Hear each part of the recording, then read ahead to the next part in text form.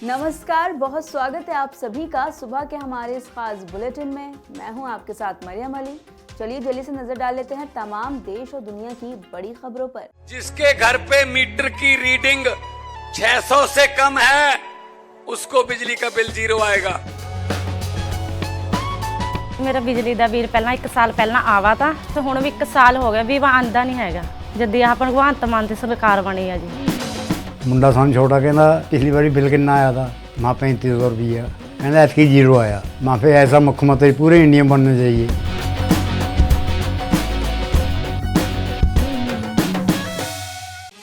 बीते दिन यानी 5 फरवरी को दिल्ली में सभी 70 सीटों पर वोटिंग हुई।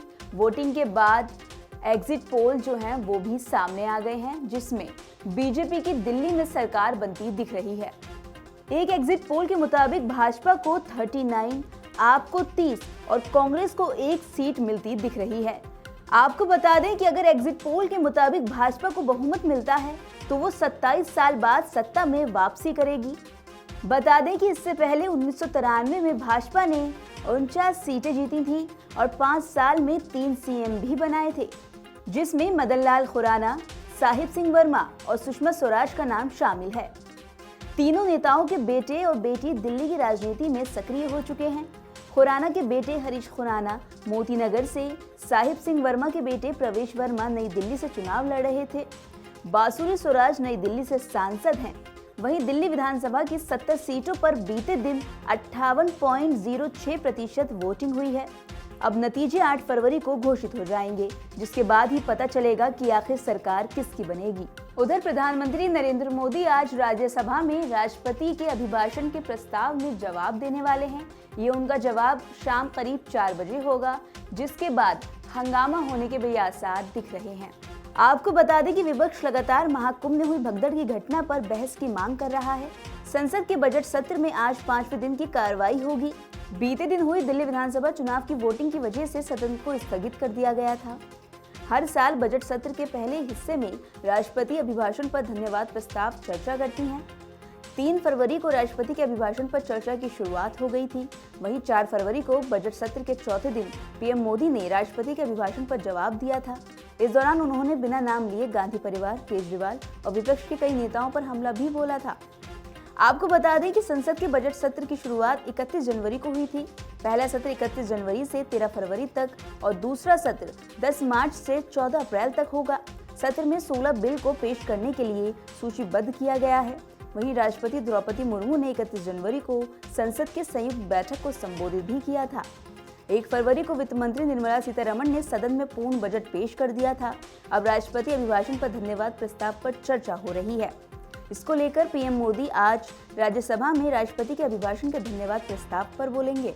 वहीं दिल्ली में लगातार मौसम बदलने के बावजूद भी दिल्ली की जो हवा है वो ठीक नहीं हो रही। आपको बता दें कि केंद्रीय प्रदूषण नियंत्रण बोर्ड के मुताबिक बीते दिन दिल्ली के 17 इलाकों में जो AQI है वो 300 पार मापा गया, जो बेहद खराब श्रेणी में आता है। इसी के साथ वायु गुणवत्ता पूर्व चेतावनी प्रणाली के मुताबिक अगले 2 दिनों के बीच हवा की गुणवत्ता का स्तर इसी के आसपास बना रहेगा। मौसम के अलग अलग कारकों के चलते दिल्ली की हवा में प्रदूषण का स्तर लगातार बढ़ रहा है। वहीं CPCB के मुताबिक बीते दिन दिल्ली का AQI 284 के अंक पर रहा। इस स्तर की हवा को खराब श्रेणी में रखा जाता है। एक दिन पहले ये 264 था, यानी 24 घंटे के भीतर सूचकांक में 20 अंकों की बढ़ोतरी देखी गई। वहीं चिंता की बात यह है कि दिल्ली के 17 इलाकों का सूचकांक 300 से ज्यादा रहा, यानी बहुत ज्यादा खराब श्रेणी में। इसमें सीरी फोर्ट, मुंडका, द्वारका, जहांगीरपुरी, रोहिणी जैसे तमाम रिहायशी इलाके शामिल हैं। अगले 2 दिनों के भीतर ज्यादातर समय हवा की रफ्तार 10 किलोमीटर प्रति घंटे के कम रहने की संभावना है, जिसके चलते प्रदूषण कणों का बिखराव धीमा रहेगा। उधर देश के कई राज्यों में लगातार मौसम बदल रहा है। कभी ठंड होती है तो कभी एकदम गर्मी हो जाती है। ऐसे में मौसम विभाग का पूर्वानुमान है कि जिस तरह पहाड़ी इलाकों में बर्फबारी हो रही है, उसके बाद मैदानी इलाकों में ठंड एक बार फिर वापसी करेगी। दिल्ली और इसके आसपास के इलाकों में बीते कुछ दिन से मौसम साफ है। हालांकि सुबह के वक्त धूप ने लोगों को ठंड से राहत दी, लेकिन शाम होते होते ठंड का असर दोबारा महसूस होने लगता है। IMD के मुताबिक दिल्ली में आज मौसम साफ रहेगा। इस दौरान अधिकतम तापमान 24 से 26 डिग्री सेल्सियस और न्यूनतम तापमान 8 से 10 डिग्री सेल्सियस बना रहेगा। वहीं सुबह और रात के वक्त कोहरे के साथ शीतलहर चलने की संभावना है। विभाग से जारी आंकड़ों के मुताबिक दिल्ली में 5 जनवरी को अधिकतम तापमान 23.7 डिग्री रहा और न्यूनतम तापमान 11 डिग्री सेल्सियस दर्ज किया गया। चलिए थोड़ी जानकारी दुनिया की ले लेते हैं। जैसे कि हमने आपको बताया था कि अमेरिका के नए राष्ट्रपति डोनाल्ड ट्रंप ने ये आदेश जारी किया था कि अमेरिका में जो बच्चा जन्म लेता है उसको वहाँ रहने का जो अधिकार है वो अब नहीं दिया जाएगा, खत्म कर दिया जाएगा। इसी के साथ जो अवैध रूप से नागरिक रह रहे हैं उन्हें वापस उनके देश भेज दिया जाएगा। इस पर बीते दिन वहाँ की एक कोर्ट के जज ने अस्थायी तौर पर रोक लगा दी है। मिली जानकारी के मुताबिक एक अदालत के जज ने दलीलें सुनने के बाद ये निर्णय लिया। उन्होंने कहा कि देश की किसी भी अदालत ने ट्रंप प्रशासन के कदम का समर्थन नहीं किया है। ट्रंप के कार्यकारी आदेश पर रोक को लेकर प्रवासी अधिकार वकालत समूहों, कासा और साथ ही असाइलम सीकर एडवोकेसी प्रोजेक्ट और कुछ गर्भवती महिलाओं ने भी मुकदमा किया है। आपको बता दें कि ट्रंप ने शपथ ग्रहण के बाद जन्मजात नागरिकता पर रोक लगाने के लिए कार्यकारी आदेश पर हस्ताक्षर किया था। इसके बाद एक अदालत ने राष्ट्रीय स्तर पर इस पर अस्थायी रूप से रोक लगा दी। साथ ही वॉशिंगटन में 4 राज्यों द्वारा एक अलग मुकदमा दायर किया गया है, जहां एक जज ने आदेश को स्पष्ट रूप से असंवैधानिक कह दिया। तो ये थी वो सभी जरूरी खबरें जो हमने आपको बताई।